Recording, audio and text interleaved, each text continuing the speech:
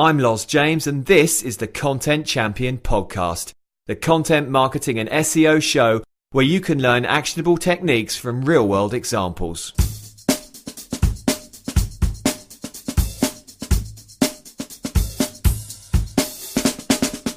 Hi guys, welcome to the show. This time, me and Tom Peary, our head of SEO here at Content Champion, are talking about site speed as part of our SEO Essentials series. Now, why is site speed important? We're going to look at that. We're going to look at some examples based on our own e-commerce store as to how this can basically, cut your conversions and cause a lot of problems for you. So, Tom, give us the background on site speed and why it's so important. Yeah, sure. I think the first thing to look at is your visitors, the users. That's the primary reason you have a website. So if your site's running slow, we don't all have access to, super fiber 200 meg connections. Sometimes we're on 3G or, non-3G or 4G. So when the user's trying to visit your site and it's taken a long time to load, they're probably going to give up. And you can see this with certain tools anyway, which we'll go into in a bit. So that's the first thing, is losing potential business because your site's not performing how someone would expect. And they just get bored and they'll go elsewhere because somebody will serve them that information faster, even if they're further down in the rankings. So you could be just turning away business just because your site is running slowly. There's a great tool called MouseFlow, if I can plug that, because again, I think this is an amazing tool that everyone should be using. I think this should be, if you've got analytics, you should be using something like MouseFlow, simply because you can view how people in real time have looked at your site and how they've engaged with it, or in some cases not engaged. They've come onto your site, they've found what they needed, and you can see the egg timer, going round, or you can see the images are loading slowly, or they've clicked add to cart and it's just taken an age to get to the point where they want to spend money with you. And at that point, they leave.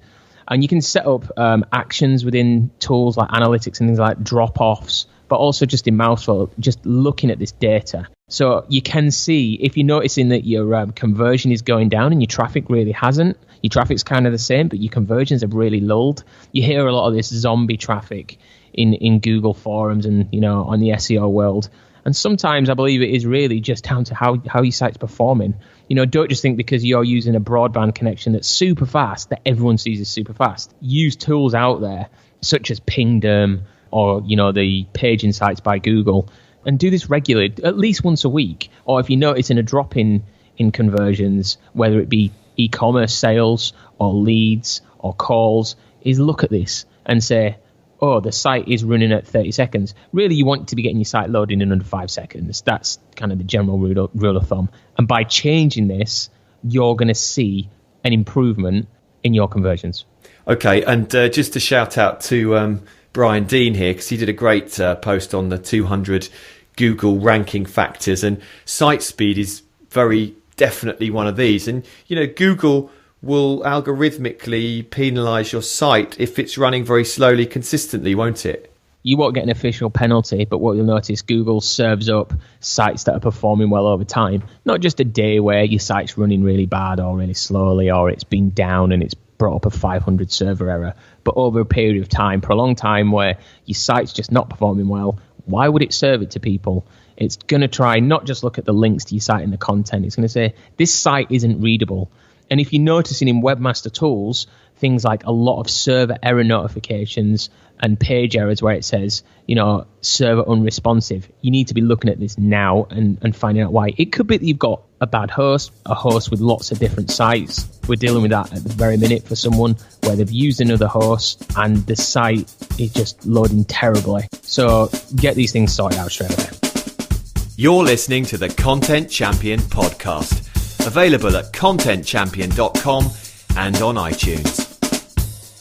And just to be clear, when we're talking about our own e-commerce store, we go in daily and take certain measures, which we're going to talk about in a minute, to ensure that the site's running quickly all the time, because we do notice an uptick in conversions when the site is running quicker, and when it's running slowly, we sell less stuff. It's as simple as that. And another thing related to this I should quickly mention is that as well as site speed, you've got to take into account load impact, which is basically how many people can come on your site at any one time, and the knock-on effect to whether that slows down the site. So you've got to take that into account in things like your web hosting and your caching and everything else to make sure that your site can handle a spike in traffic, say if you've got a promotion on or anything else, and that kind of goes hand in hand with site speed. So as Tom mentioned there, we've got various tools that we can use to find out if our site's running slow. We've got Pingdom, Gmetrics, the Google Page Speed Impact tools. Then there's Load Impact itself for finding out about those spikes in traffic as well. We've gone through all this, Tom. We know that there's a problem with our site speed. It's running slowly. We've put it through the tools and they've confirmed this. How do we deal with it? You mentioned there something quite interesting with the load impact. If you're getting people, say, from promotional advertising, so you've done a TV campaign or pay-per-click where you're seeing an unexpectedly high amount of traffic than you used to, this could be causing problems with the database, because most sites use a database, unless it's a HTML site that doesn't have any call-outs. Using a database, people are trying to access that database to pull up the product, the information on your site. If there's too many access requests, you're going to find it's going to hang, and especially depending on the server. So a lot of people are moving towards cloud solutions and CDNs, which are great, but you have to pick the right one. So be doing these tests regular. So like you mentioned, Pingdom, Gmetrics, the Google Page Insights tool. Be checking this daily or weekly if you can. That's my best advice. Be checking this. Don't leave it once in every 6 months or once a year. Just think this is something that takes 30 seconds just to check it. And then what you can do is, most of these tools will tell you where your site's having problems. And that could be like, for example, within Pingdom, there's a table that will say sort by page load times or things like that. And when you have a look, you can see what's causing the load times a bit longer. So address these issues. It might not be anything to do with your host. It might be to do with your caching. We look at this daily, Loz and I, on our e-commerce store, is looking at the performance. If we're getting a lot of activity, that's going to add a lot of entries to the database. We make sure that's cleaned and the cache is deleted. If you're updating the products on a regular basis, there's tools within your site, like, for example, WordPress and others, where you can go and clear the entries from previous updates and edits. So make sure you're doing this all the time. Just, it's good housekeeping, really. And you can, if you're using WordPress as well, use one of the many WordPress caching plugins that help you to deal with stuff like, minimizing JavaScript and minimizing JavaScript loading in your header, CSS caching and all this type of things. And it literally tells you, you need to clean your cache now, and you click a button and it really does speed up the site. So we're using a caching plugin on our e-commerce site. There are several that you can use. I'll put some links to some different options underneath. Also, tell us about the hosting side of things, because you can get around this if you've gone through all the sort of technical aspects of what's slowing your site down, the caching and everything else, and it is a hosting problem. You can go on to another host. I use WPX Hosting, which I recommend, but you can also use a content delivery network like Cloudflare, can't you? Yeah, it depends on what your site does and how many visitors you get and what kind of traffic. Are you pulling media content across? Is it just text? Is it videos? Is it images? There's some great plugins on platforms like WordPress and Drupal and Joomla that you can add in to do really cool things like adding Google Analytics, adding a cart recovery system. But these all add something to your server requests. So the more plugins you have, and make sure that you're deleting plugins from your system that aren't being used, that are inactive.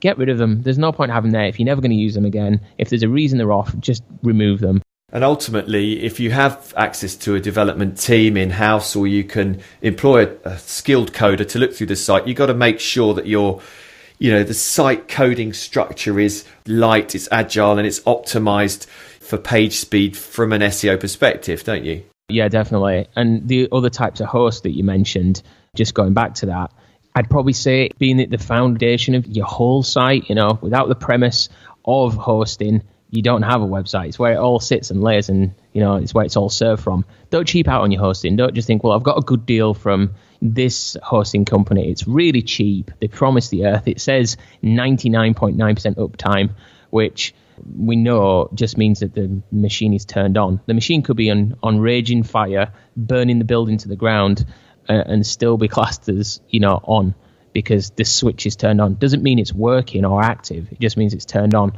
So don't kind of fall into that. They all say 99%. Look at hosting companies that don't shove you on with 900 other users on one shared host.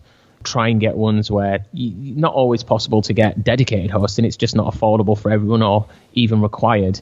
But boutique hosting's great because you can speak to someone over the phone when you have a problem, or even a bigger hosting company. Just make sure you're on a network that's good with not loads of sites. And things like tools like a really good one is You Get Signal, and there's a reverse IP check on there. And all you do is just put your domain in, and it'll tell you how many of the sites you share with.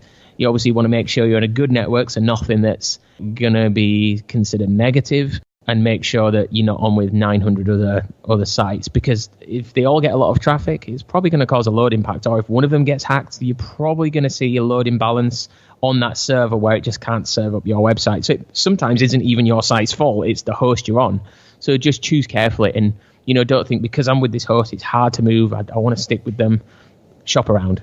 Okay, and I'm just going to put in another plug for WPX Hosting because we use it on Content Champion, and it massively increased our site speed, not only because of the host itself, but the advice they gave us on caching and how to deal with, server loading and everything else. So that has been the SEO Essentials Site Speed podcast. Next time, we're going to go and talk about link auditing. So thanks again for listening. You've been listening to the Content Champion podcast. Actionable SEO and content marketing techniques based on real-world examples. Until next time, thanks for being here.